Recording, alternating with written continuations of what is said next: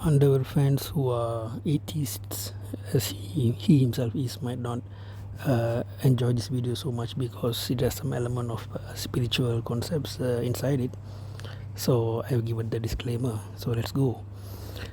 Well, basically, the spiritualists, okay, they believe in the concept of karma, and that regardless whether you believe in God or not, if you do good deeds, good things come back to you. For example, recently there was this news a bit under the radar though, that those who work in Kamal's office, even if they are retired, Kamal do give them some amount of money every month. So that's a normal thing. So although the news on top of the media is a lot about Kamal, involved in all kinds of drama, or he's alleged to be selfish in politics, only interested in his own rise to the top, and ganging up with people who he claimed to despise in the beginning in politics, for example.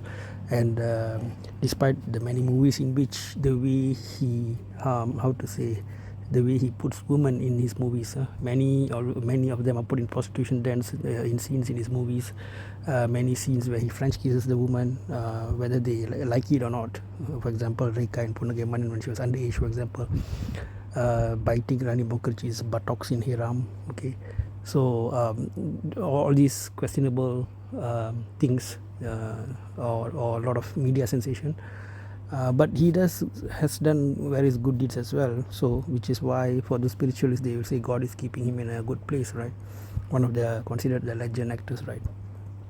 So now where does the Kamal's karma versus Rajini's karma comes in is, if you guys have seen some of my older videos, I talked about how Rajini in a sense had an opportunity to work with director Lokesh Kanagaraj, produced by Kamal, and instead of Vikram, that could have been the big shot hit for Rajini after a few string of average movies. However, we felt that karmically speaking, Rajini could have stood by Kamal at that time, but he did not. So he sort of got a kind of a setback with that. However, subsequently he stood by Nelson, a director who was in the doldrums at the time, and so God rewarded him, right? Again, I'm saying spiritually speaking, or for those who are into those kind of things.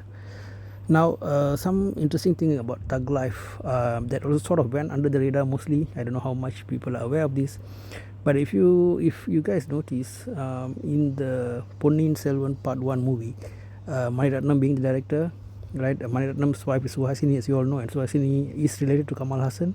Okay, so there is a link there. So they invited Rajini as a guest for that event together with Kamal. And as often happens, even when Kamal and Rajini used to pair together in movies, Rajini sort of overshadowed Kamal, right? So he said Kamal can have a seat, this one to stand, and Rajini went on his usual charming audio launch or stage speech that he gives, and audience were mesmerized. And in the Ponniyin Selvan 1 audio launch event, not only did Rajini amplify the marketing for the movie, but everybody started saying Rajini. Everybody wanted to watch the show for Rajini. And so we do not know whether this ticked Kamal off in a wrong way. Less likely Maniratnam, but Kamal and Suhasini, it's possible. So in Ponniyin Selvan 2, if I remember correctly, you guys can correct me if I'm wrong, Rajini was not invited. So it's very peculiar why you invite the guy in part 1 and in part 2, which literally the same team, Maniratnam, like productions and all, but never invite Rajini. So only thing one can deduce is that maybe Rajini's aura was too powerful, although it did give some marketing for the film, but they felt a bit taken aback by that. And then there was hot news that Rajini wanted to work with Maniratnam and they were working on a story and so on, which went quite viral in the news media. And then suddenly the news changed to say that Kamal will be working with Maniratnam instead of Rajini. So this was the time when Kamal was on a high after the Vikram movies hit, and Maniratnam also having a momentum after Ponniyin Selvan 1, which many people say is because a lot of fans of the book went to watch the movie and were not that happy, and by the time part 2 came out, people were really totally unhappy with the film. So whether you want to say PS1 was really a Maniratnam success or not is questionable. Maniratnam has become a very good businessman, a manager. Maybe the stars are willing to take even less salary to work with him compared to others. He finishes film fast and everything, but as an artist he seems to have deteriorated significantly from his heyday in the late 80s and 90s, early 90s. So maybe not ending up working with Maniratnam turned out to be something good for Rajini ultimately with the way Thug Life performed, but it could have been a good project actually. So the rumor mill says that so the part 1 of it is how Rajini is snubbed by in Ponniyin Selvan part 2, and Thug Life again. Rajini was nowhere to be seen, right? Why wouldn't Kamal invite Rajini to such a big project of his involving Maniratnam? These are all senior, very close people. Could have invited him out of courtesy, but again Rajini was sidelined. And the biggest thing was that if you guys notice in this news, I didn't personally see it, but it came out in the news that when RKFI, Raj Kamal Film International, Kamal's production house, was showing the reels of Maniratnam's past movies, they left out Thalapathy. That's very peculiar again. It's almost as if they want to erase Rajini's effect, aura, or are they worried that the people clap too much if Thalapathy is shown? But they were really trying to push aside Rajini. Kamal Haasan, Maniratnam, Suhasini. So this is the perception in the media. This is not like personally me talking. I'm just saying what was shown in the media. I'm not a superhuman to suddenly know these kind of things, right?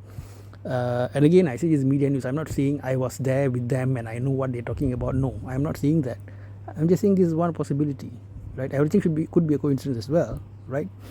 So anyway, that kind of a pattern was seen, and lo and behold, again, for those who believe in God, despite the best technicians, the best cameraman Ravi K. Chandran, A.R. Rahman, okay, Maniratnam himself, Kamal Haasan, they were like competing with Indian 2, and even Indian 2 had a better opening first day apparently in Kollywood.